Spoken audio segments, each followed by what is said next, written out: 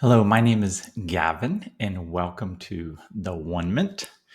And today's video, and what I'm going to be talking about, is the greatest conspiracy theory ever told from a spiritual perspective.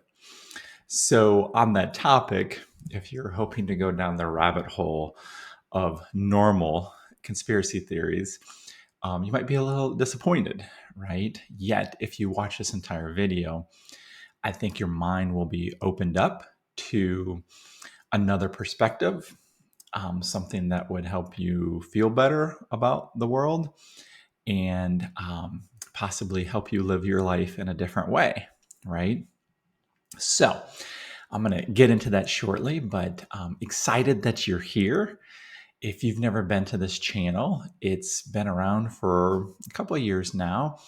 And the OneMent's been around. That's another story that you could watch in another video. But I started it in 2009 and didn't really continue on with it. So it's kind of been something I feel called to introduce to the world, to allow to come through me. And what's interesting is I haven't done a video in over a year, and I haven't done a live video in a year and a half. And just over the last few weeks, I decided I felt called in a meditation and guided to continue these videos again. So in the past, I feel like I kind of planned these, kind of knew what I was going to talk about. And sometimes I go into it like this morning, I have a little bit of an idea, yet I don't have notes. I don't have, bullet points or anything. So that feels a little vulnerable. But again, I feel guided to share what comes through today. So there's a lot happening in the world, right? And, with the OneMent, it's really my way to kind of share my experiences of how I'm operating and applying the ideas of love and oneness in this world and how to come from peace, love, happiness, and actually get to experience what's really possible, who I really am, self-realization, awakening in this physical world. And some people would call it heaven. I know that can be a turnoff for some people.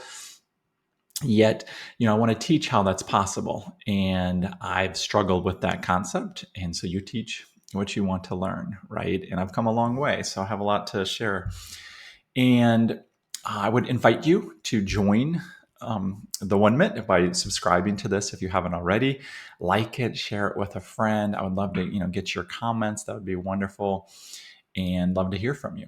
So today, the greatest conspiracy ever told. All right, and before I get into revealing what I feel like that is, and the reveal will happen throughout what I share about, is let's just take a look at what's happening in the world, what appears to be happening, what our eyes are seeing in the world, right? And over it's been almost 2 years now with the pandemic. I did another video on the pandemic, and a lot of what I share is from A Course in Miracles perspective. That's kind of like the teaching that I feel called to bring to the world, and been extremely helpful for me. But there's many paths. It's not the only way. It's just been very wonderful and helped me open up my mind, open up my heart, and look at things from a completely different perspective. So the pandemic, let's just use that as the first example. And what happens in this world that we think we're seeing?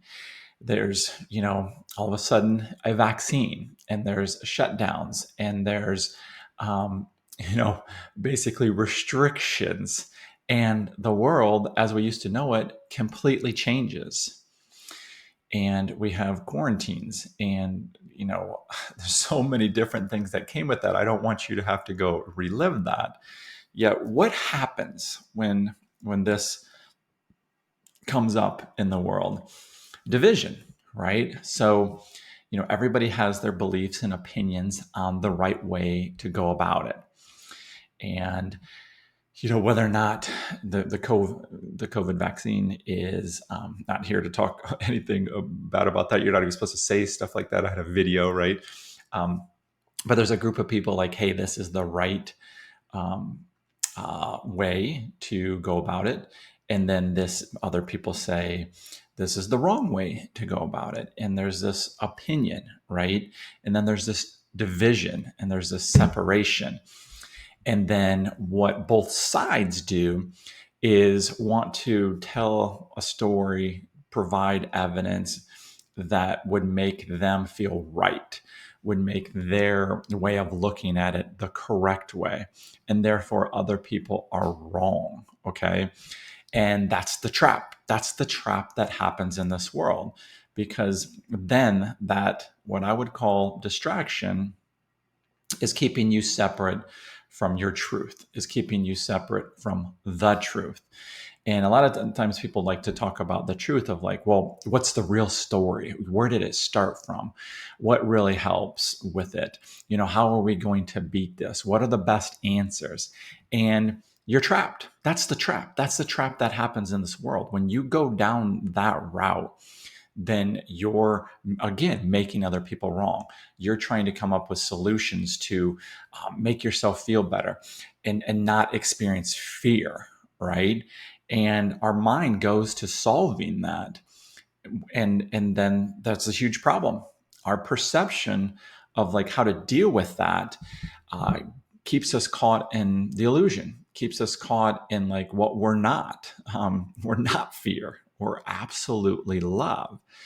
And I'll take another situation recently, and I know this is, oh my gosh, this is such a touchy subject, right, that's happening in the world, is with the recent school shooting. And I have 3 kids. I can't imagine sending my kids off to school and they don't come home. And it gives me chills just thinking about it. And my hearts and thoughts and prayers go out to everyone involved with that. Again, I can't imagine, and I'm not going to go through the details with that, but there's a lot of conspiracy theories around that, right? So why didn't they go in sooner? What did they say about it? The parents who got into the school, I haven't paid that much attention to it, but the amount of conspiracy theories on either side, and then it comes to like, should guns be legal? And all these things of this world, right? And that's how we humans like to solve our problems, and is to come from a place of this world with what our eyes see and right or wrong. And then through usually government, we make these judgments. Okay. And we use like the power of government, like that's who will save us, that's who will keep us safe, that's who will solve the problem, right? And never really understanding that the problem has never been out there. It's not about the guns or the people or the bad guys or the government, or however we want to look at it. And I know that's not a popular way, and it will trigger people like, well, boy, that sounds like not compassionate or not loving. I'm not discussing that event at all here. I could attribute this to everything that appears to happen in this world at some level. I'm just going with 2 big things right now that are, front and center in people's minds. And then what happens is people get their idea of truth from the news and from their neighbors and from TikTok. And then we wonder, why are we feeling so bad? Why do we feel scared? Why do we, feel depressed and, feel like there's no meaning and no purpose? Why do we feel a lack of love? Why do we feel lack, right? And we're looking out to the world for the answers, and for it to be different. So internally we can feel better, that we can feel love.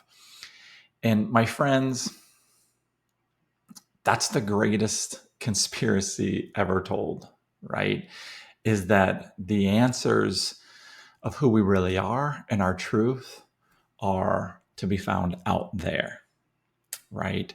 And so that's what this world perpetuates. That's what this world teaches, is that if we do certain things, if we take certain actions, then we will be successful. Then we will feel complete. Then we'll be happy, right? And then the problem that we don't really understand or see is that then things in the world have to go the way we want them to in order to feel that way. It's the catch 22, the irony of all time.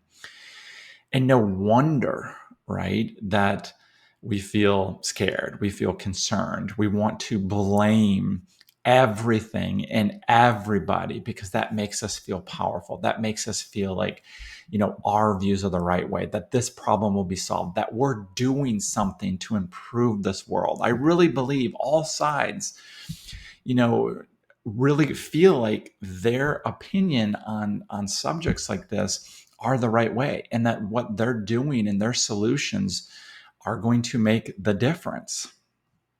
And I'm here to share, like, there's nothing wrong that if you feel, inspired or called to take actions, there's no judgment, right?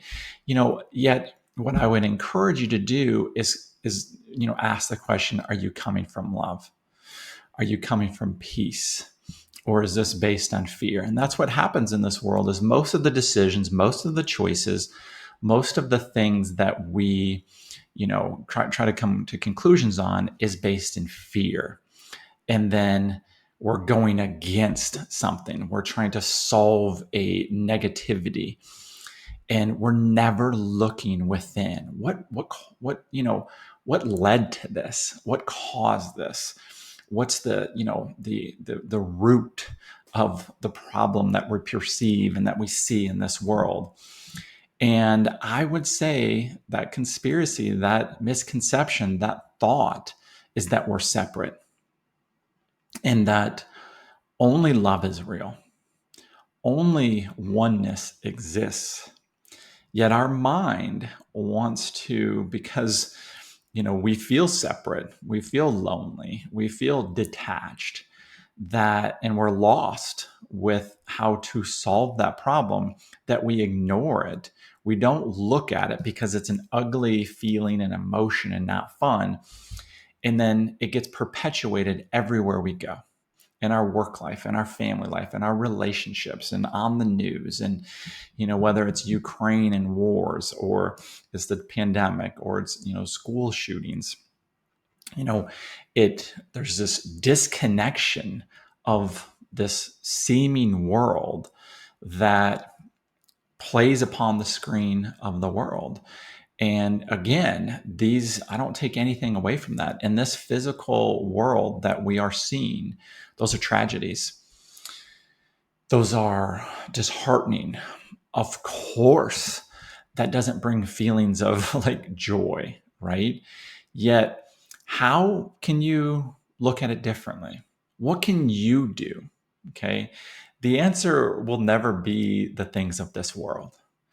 There will always in this world be, guns. There will be people who do things that we can't explain. There will be the good guys and the bad guys, and they're all in some way playing their role, right? So what's our role? How do we feel better about that? And that would be to go within. That would be to know that you're one.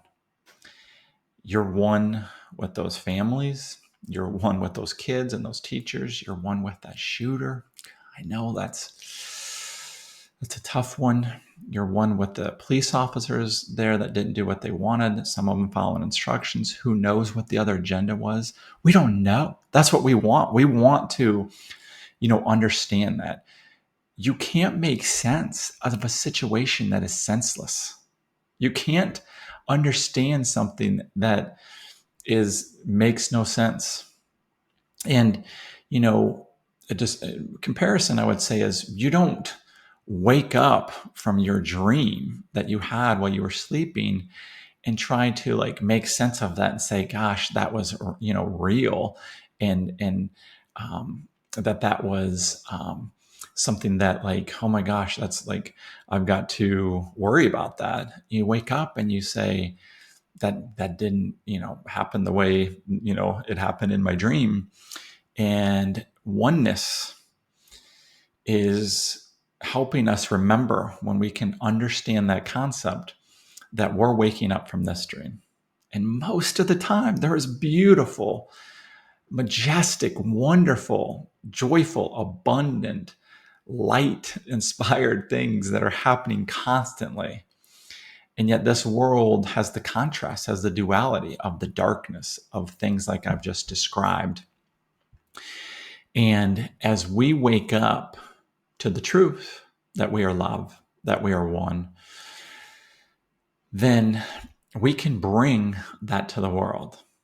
And as we heal, everyone heals. As we feel inspired to come from love in all situations, everyone heals. As we forgive, not the sinner, not the shooter, not the police officers, not everything about that situation, yet understand the truth behind all that appears to be happening there, we forgive ourselves. We understand that they are we. And this is a tough concept to understand in the beginning. It's something that's been taught for thousands of years that people don't want to understand, because we want to point fingers. We want to, a lot of times people are addicted to feeling bad. It makes them feel alive and powerful, and to judge and like, nope, this is it. We have to do whatever it is we think we have to do. And that's going to solve the problems. And if you look throughout history, none of those things have ever solved anything but to keep this separation, to keep the conspiracy alive. Okay. Now, on that subject, I want to read something. I do a study every morning. And again, I'm a Course in Miracles student and teacher, and I live in Florida now, and used to live in San Diego, California area. And what I want to share with you is this is from the Course in Miracles Experiment by Pam Grout. And it's basically, A Course in Miracles has 365 days of lessons in their workbook. And so she's kind of, sometimes people don't quite understand it. And so she tries to give stories in layman's terms. And I'm just going to read you what she wrote today as a further description of what I just shared with you. Okay. Failure is not an option. What keeps the world in chains but your beliefs? That's a Course in Miracles quote. Every town has one. The mumbling guy on the street, the woman in all black who frequents coffee shops carrying a 3-foot cross. Those intriguing characters who always make you wonder. In Lawrence, Kansas, where I live, we have a whole contingency of such characters. Dennis, who typically wears a Spider-Man outfit, never leaves home without his daughter Cheryl. A plastic doll he either carries or pushes in a stroller. Over the years, Cheryl has grown up from a baby doll to a bigger doll until now she's the size of a storefront mannequin, which in truth, she actually is. Pranksters kidnapped Cheryl the other day, and the local police force, taking it quite seriously, put out an APB, which thankfully resulted in an immediate recovery. Dennis and Cheryl are local celebrities. Dennis even has his own Facebook fan page. The point I'm trying to make is that Dennis is no different from the rest of us. His world, although a slight deviation from what's considered normal, is very real to him, just as the world we've made up in our minds is very real to us. But both Dennis's world and the world we see and believe in with such a tenacious grip are fiction. Neither constitutes reality. Reality, according to physicists who study these things, is that we are all connected. We are all one. We only see a separate, divided, ugly world because we imagine it to be that way. Illusions are as strong in their effects as truth. Because we continue to repeat and believe in the world, we see only the 6 o'clock news. We continue to see the all hell-breaking loose world of destruction and limits. Because dodging minefields is our source of vision, we continue to see a world of doom. Through our rote insistence on fear, we have created a fearful world. But it's no more real than the world of Dennis. In lesson 131, no one can fail who seeks the truth. I release all dismal thoughts and meaningless laments and slip effortlessly into the light, the love, the truth. I didn't have that plan. That's just what the lesson was this morning. I was like, I've got to read this. And it's really hard as an introduction if you haven't heard, like, what we think we're seeing isn't real. Let's just tackle that for a little bit. Oneness is real. Love is real. And there is no separation. But our minds have created this world and want to think that's possible. And then we keep, again, perpetuating that.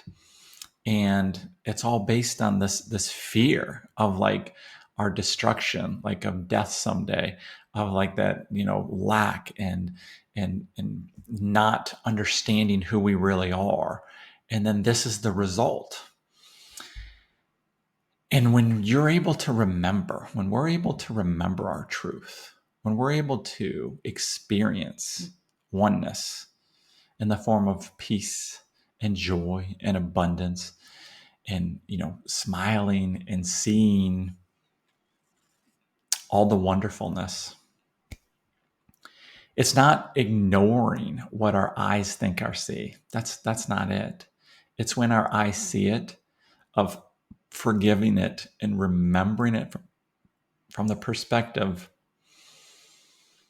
of truth, of knowing that there's more that our eyes don't see. There's more that we don't understand. There's more that our souls know, that the truth knows, but that our self, our ego, doesn't quite yet understand.